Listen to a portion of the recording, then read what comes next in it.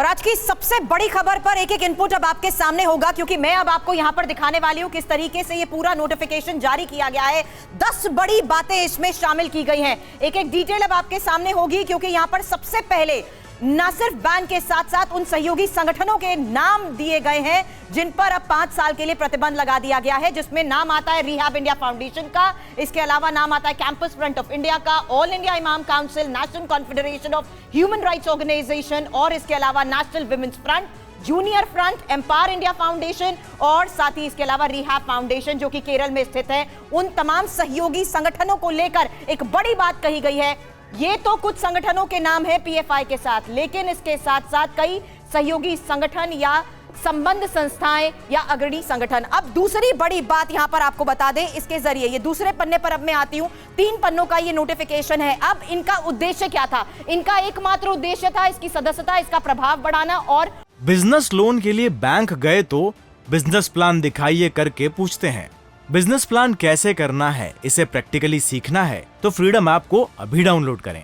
Fund जुटाना, किस लिए जुटाए जाते थे ये फंड? तीसरी बड़ी बात यहां अगर आप गौर करें तो ये साफ तौर पर लिखा गया है कि फंड जुटाने के साथ साथ इनकी कोशिश थी गुप्त एजेंडे के तहत समाज के एक वर्ग विशेष को कट्टर बनाकर लोकतंत्र की अवधारणा को कमजोर करने की दिशा में काम करना और देश के संवैधानिक प्राधिकार और संवैधानिक ढांचे के प्रति अनादर ये दिखाते आए हैं। लेकिन चौथी बड़ी बात अगर अब आप इस पर गौर करेंगे तो इसमें यह भी साफ तौर पर लिखा है कि पीएफआई के साथ साथ उसके वो तमाम सहयोगी संगठन जिनके नाम मैंने आपको बताए, ये किस तरीके से देश की अखंडता, संप्रभुता और सुरक्षा के लिए प्रतिकूल है, शांति और सांप्रदायिक सद्भाव का माहौल खराब करने की दिशा में ये काम कर रहे हैं और लोगों को किस तरीके से ये अपने साथ जोड़ते थे। अब 5वीं बड़ी बात आप अगर इसमें देखेंगे तो 2 प्रतिबंधित संगठनों का यहां पर जिक्र किया गया है, ये कहते हुए पीएफआई के कुछ संस्थापक सदस्य students Islamic movement of India यानी सिमी के नेता रहे हैं और साथ ही ये भी लिखा गया है कि पीएफआई का संबंध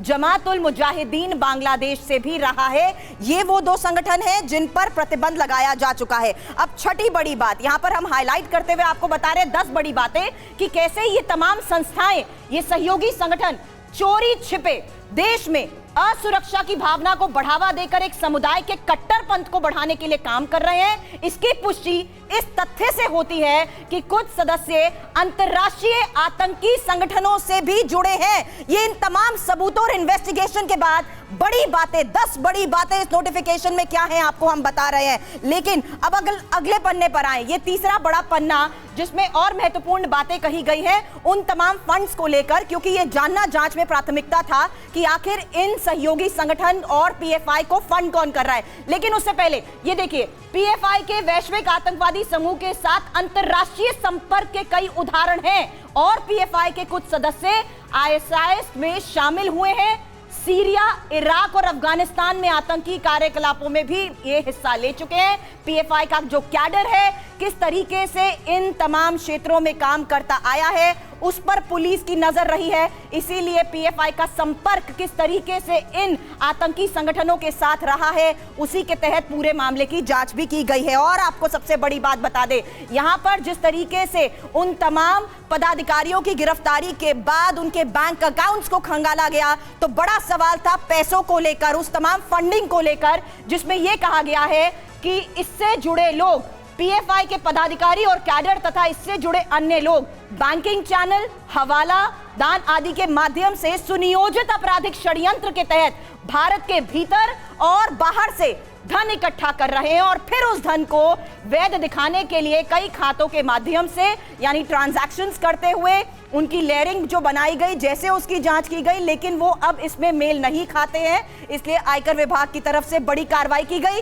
और सबसे बड़ी बात, किस तरीके से उत्तर प्रदेश, कर्नाटक और गुजरात की राज्य सरकारों की तरफ से इस पर बैन को लेकर मांग की गई थी। तो समीर, ये पूरी नोटिफिकेशन की कॉपी और उसमें कही गई 10 बड़ी बातें बताई जिस आधार पर आज केंद्र की तरफ से बैन को लेकर बड़ा फैसला लिया गया।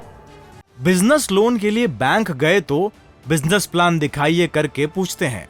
बिजनेस प्लान कैसे करना है, इसे प्रैक्टिकली सीखना है तो फ्रीडम ऐप को अभी डाउनलोड करें।